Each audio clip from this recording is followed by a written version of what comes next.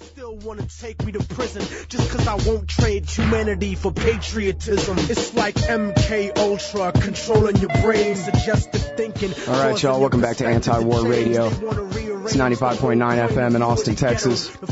Streaming live worldwide at chaosradioaustin.org and at antiwar.com/radio. It's March 19th, 2009, the 6th anniversary of the invasion of Iraq. And our next guest on the show is Tomas Young from the Iraq Veterans Against the War. He's the subject of the award-winning documentary Body of War, directed by Ellen Spiro and Phil Donahue. He was shot through the spine in a battle in Sadr City in April of 2004. Welcome to the show, Thomas. How are you? I'm doing good, thank you. How are you? I'm doing really good. Thank you very much for joining us on the show today. I only just got a chance to watch the documentary this week. It came on TV, and it's a powerful thing. I'm sure you don't remember, but we actually met in person at Camp Casey back in 2005, very briefly. Well, I was impressed then, and I remain so. I guess, first of all, can you tell us how it was that you joined the U.S. Army, when and why, and what happened? I saw the attacks on September 11th and was stirred to act after I heard the president give his bullhorn speech that we're going to go smoke them out of their caves and bring them to justice. But I guess that was all just him reliving his Yale days as a cheerleader. Yeah.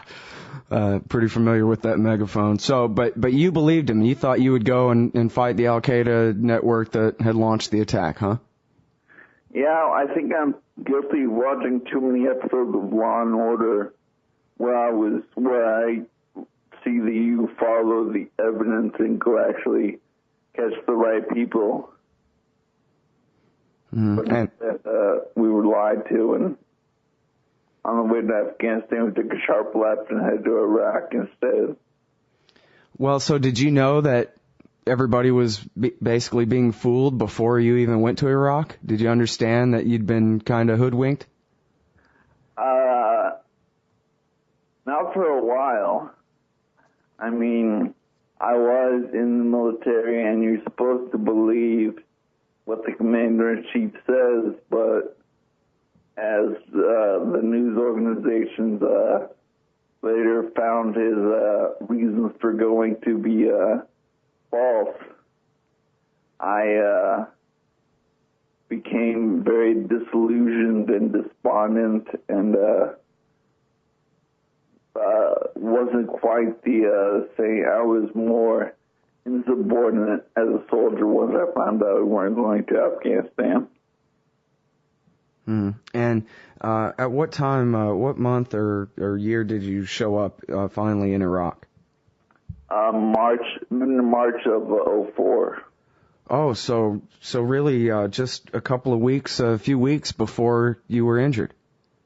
Right. I was only we spent 2 weeks in Kuwait waiting for our gear, and then I did a total of 5 days in Iraq before I got shot. Jeez. And can you tell us about that day in April? Set the scene for what the battle was about and how it was that you were wounded? What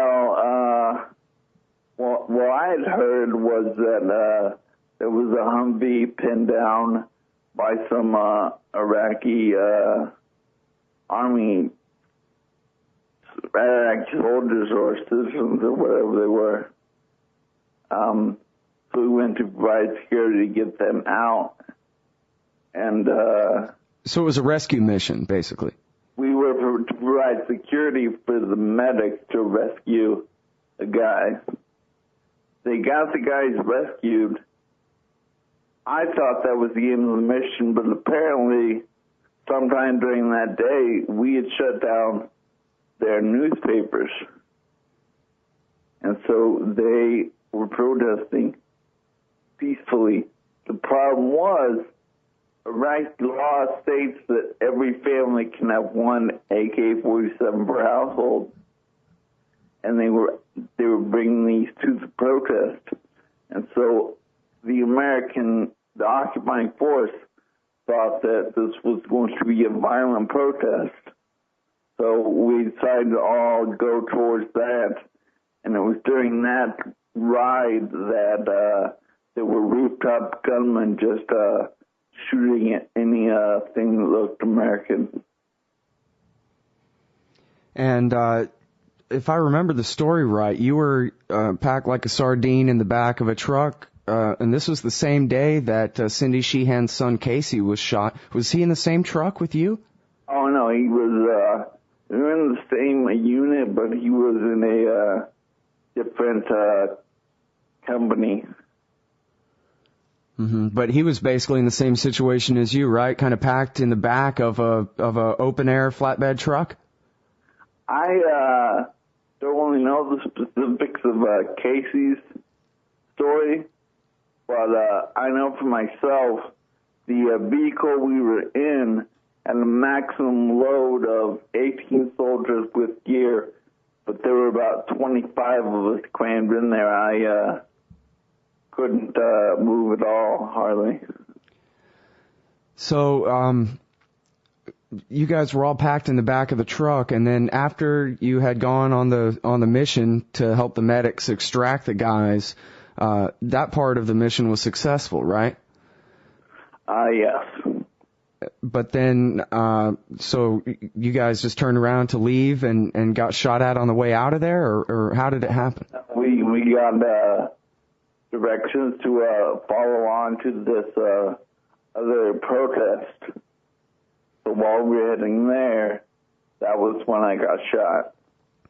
I see. And, it's interesting. I remember at the time watching on TV, former Congressman Bob Dornan defending the decision to shut down Muqtada al-Sadr's paper, I guess the night before you got shot, and saying, well, this is going to save American lives because this newspaper is writing anti-occupation or anti-liberation or whatever editorials, and so by shutting down this paper, we'll save American lives. And yet, this is what precipitated the violence that took. How many American soldiers died that day? Do you know? 6. 6. And how many were wounded like you? 6 that I knew. I don't know exactly how many died or exactly how many were wounded. In my truck alone, I had gone with the idea that I was one of 3 or 4 people that had gotten shot. But I later found out most of the people in the back of the truck had received some form of injury. And now, what exactly happened to you? You were shot where in the spine? High or low? I was shot in the left collarbone. Uh-huh. And the round traveled downward diagonally to sever my spinal cord at the chest level. Gosh. So, does that mean that you have trouble breathing and those kind of very basic functions?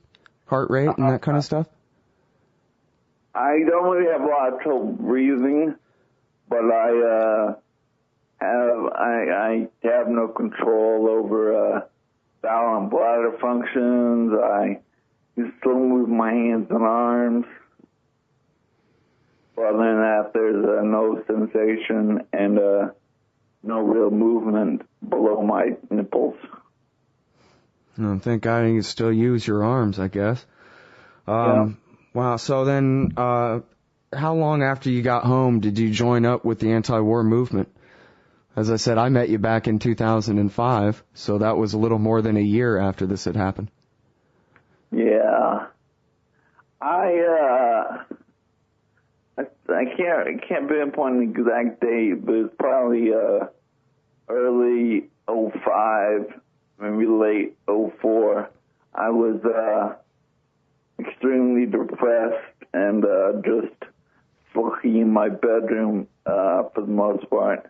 Then my mother told me about a group called Military Family Speak Out, and then she directed me to a group called the IVAW, Iraq Vets Against the War.